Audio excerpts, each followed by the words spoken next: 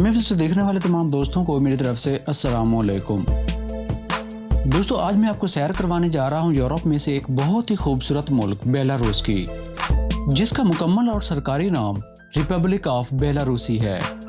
अगर आप बेलारूस को नहीं जानते और इस मुल्क का नाम नहीं सुना हुआ तो आप बेलारूसी ट्रैक्टर और इंटरनेट की मशहूर एप्लीकेशन वाइबर को तो जरूर जानते होंगे। दोस्तों, ये दोनों इजादात इसी मुल्क की हैं।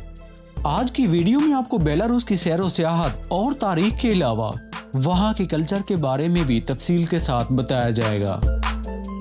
तो इस मुल्क को मजीद करीब से जानने से पहले मेरी आपसे गुजारिश है कि अगर आप चैनल पर नए आए हैं या फिर अभी तक आपने चैनल को सब्सक्राइब नहीं किया तो चैनल को सब्सक्राइब करके साथ लगी घंटी को भी जरूर प्रेस कर दें, ताकि हमारी तरफ से आने वाली हर नई वीडियो का नोटिफिकेशन आपको मिल सके।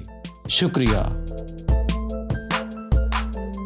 दोस्तों, बेलारूस की अगर महल्ले वगू की बात की जाए तो इसकी मशरकी सरहद रूस, मगरब की जानिब पोलैंड, शुमाल की तरफ से लिथुआनिया और लटोविया, जबकि जनूब की जानिब से इसकी सरहद यूक्रेन से मिलती है।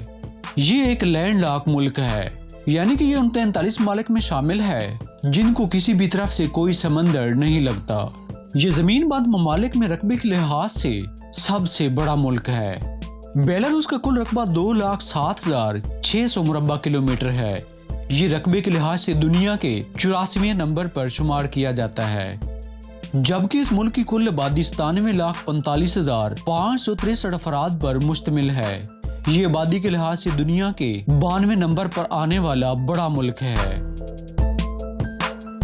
दोस्तों, बेलारूस में अगर इंसानी तारीख के हवाले से बात की जाए तो इस मुल्क में इंसानी जिंदगी के आसार 5000 कबले मसीह के मिलते हैं।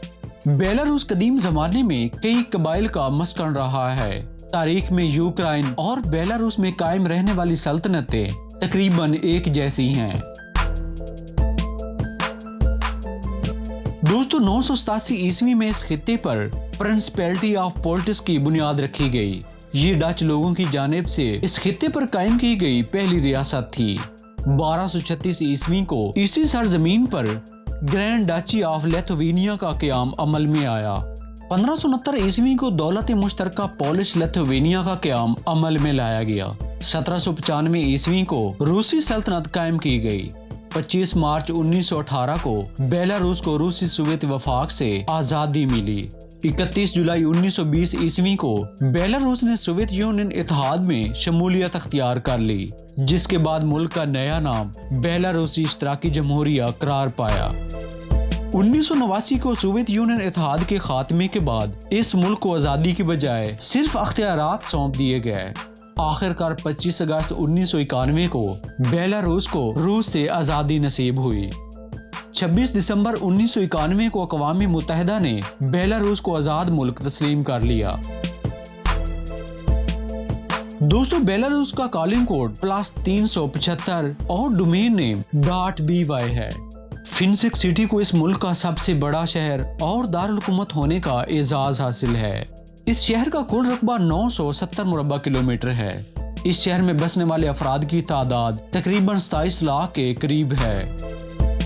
दोस्तों, बेलारूस की आबादी की अगर नस्ली एतबार से बात की जाए तो इस मुल्क में 85% बेलारूसी नस्ल से ताल्लुक रखने वाले अफराद रिहाइश पजीर हैं।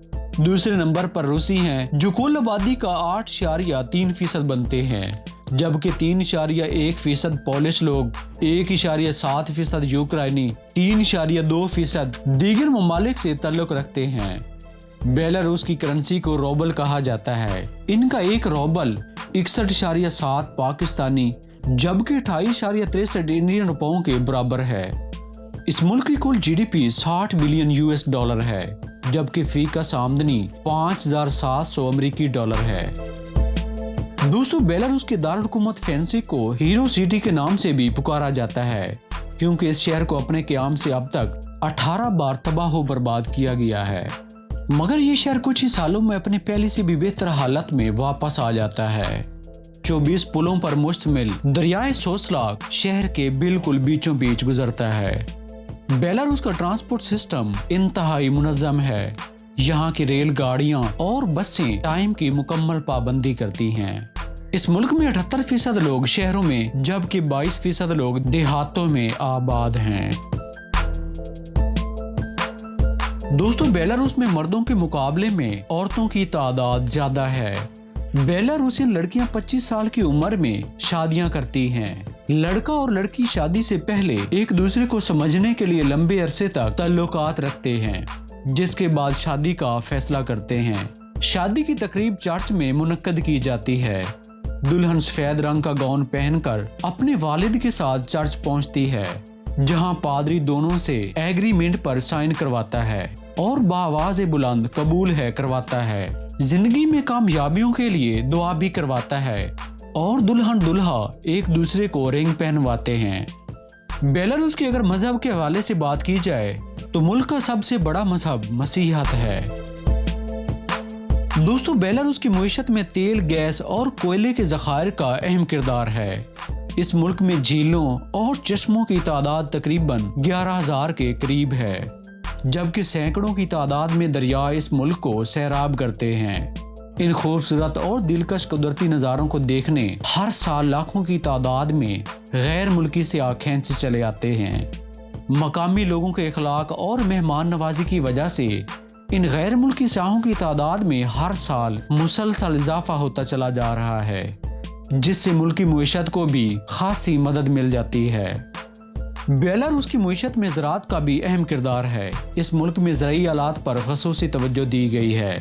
बेलारूसी ट्रैक्टर जिद्दत और पावरफुल इंजन की वजह से दुनिया भर में इस मुल्क की पहचान बन चुका है, जो पाकिस्तानी और इंडियन किसानों का पसंदीदा ट्रैक्टर है और आपको मुल्क में हर तरफ नजर भी आता है। दोस्तों बेलारूस का IT सेक्टर पिछले कई सालों से मुसलसल मजबूत होता चला जा रहा है। कॉल और SMS की एप्लीकेशन वाइबर और मशहूर ज़माना game world of tanks Belarus की तैयार करदा एप्लीकेशन है। बेलारूस यूरोप का वाहिद मुल्क है जहां आज भी सजाए मौत के कैदियों को सजाए मौत दी जाती है, जबकि बाकी यूरोपीय ममालिक में सजाए मौत पर पाबंदी लगा दी गई है।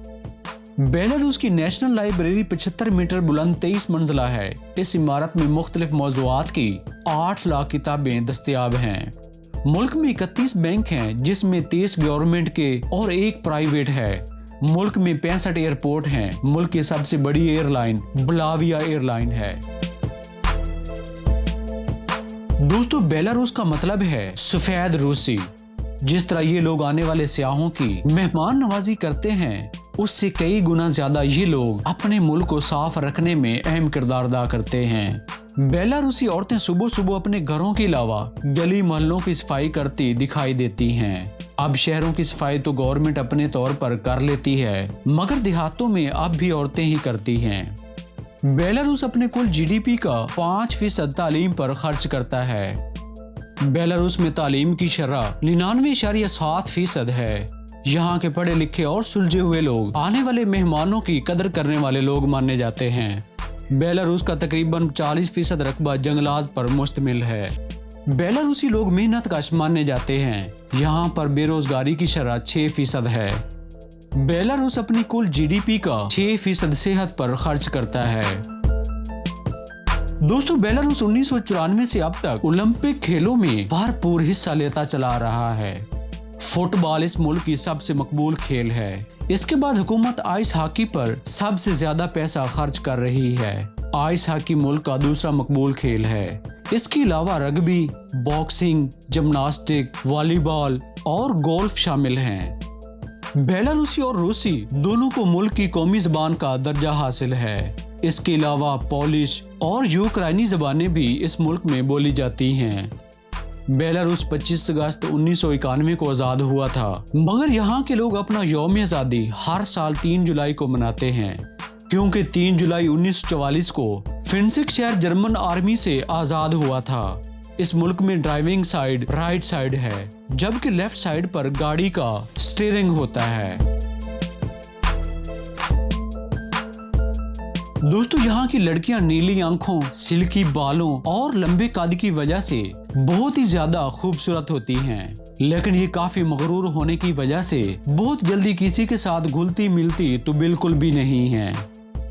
वहीं पर यूरोप के कई ममालिक में लोग बीचेस और पब्लिक प्लेसेस पर पूरे कपड़े उतार कर सनलाइट का मजा लेते हैं, लेकिन इस मुल्क में पब्लिक प्लेस पर ऐसा करने पर मुकम्मल पाबंदी है। दोस्तों बेलारूसी दुनिया में सबसे ज्यादा आलू खाने वाले लोग हैं। एक बेलारूसी साल में तकरीबन 180 किलोग्राम आलू खा जाता है, जो तकरीबन रोजाना का आधा किलोग्राम बनता है। यहाँ पर आलू की 300 डिशें तैयार की जाती हैं। बेलारूस को लैंड ऑफ पोटैटो के नाम से भी जाना जाता है। दोस्तों वक्त के लिहाज से बेलारूस पाकिस्तान से 2 घंटे पीछे है। बेलारूस पाकिस्तान से 4207 किलोमीटर की दूरी पर वाक़े है। पाकिस्तान से बेलारूस जाने के लिए इस्लामाबाद में बेलारूस एम्बेसी में वीज़ा फीस अदा करके आप विजिट वीज़ा हासिल कर सकते हैं। बेलारूस के होटल्स और खाने सस्ते होने की वजह से आप 1 लाख में बेलारूस का बेहतरीन टूर कर सकते हैं। मुल्क में आलू और सुअर बीफ हर डिश में इस्तेमाल किया जाता है, लिहाजा हलाल फूड के लिए एशियन रेस्टोरेंट ढूंढना पड़ता है। दोस्तों बेलारूस में हर शहरी को 1.5 साल के लिए फौज में लाजमी तौर पर शमूलियत अख्तियार करना पड़ती है। इस ट्रेनिंग का बुनियादी मकसद जंग में अपने मुल्क का दिफा करना होता है। वैसे तो यूरोप के तकरीबन तमाम ममालिक करप्शन से छुटकारा हासिल कर चुके हैं, लेकिन बेलारूस का शुमार अब भी करप्ट ममालिक में होता है। इसके टोटल रकबे का 1.9% हिस्सा पानी पर मुश्तमिल है। दोस्तों बेलारूस में भिखारी आपको ढूंढने से भी नहीं मिलेगा। अगर कोई मिलेगा भी तो वो अपने फन का मुजाहरा करने के बाद दाद वसूल करता नजर आएगा। दोस्तों ये थी बेलारूस के बारे में एक बहुत ही प्यारी सी वीडियो। अगर आपको ये वीडियो पसंद आई हो तो वीडियो को लाइक कर दें, और अगर अभी तक आपने चैनल को सब्सक्राइब नहीं किया तो चैनल को सब्सक्राइब करके साथ लगी घंटी को भी जरूर प्रेस कर दें, ताकि हमारी तरफ से आने वाली हर नई वीडियो का नोटिफिकेशन आपको मिल सके। शुक्रिया।